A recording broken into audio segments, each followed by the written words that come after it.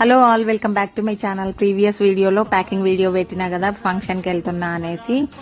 So packing అయితే అయిపోయింది, ఇంకా ఫంక్షన్ కి స్టార్ట్ అయిపోయినాం అన్నమాట. ఫంక్షన్లు లేనప్పుడేమో ఫంక్షన్లు ఉంటే బాగుండు అనిపిస్తుంది. తీరా ఫంక్షన్లు అయితే అన్ని ఎండాకాలంలోనే పెడతారు. ఈ ఎండలకి అసలు తట్టుకోలేకపోతున్నాం కదా. పట్టు చీరలు కట్టుకొని ఆ ఫంక్షన్ హాల్కి వెళ్లేసరికి తడిచిపోయినామండి. నిజం చెప్పాలంటే అంత ఎండ ఉందన్నమాట. కానీ తప్పదు కదా, ఇంకెటో కట్ట అయితే వెళ్ళిపోయినాం అన్నమాట.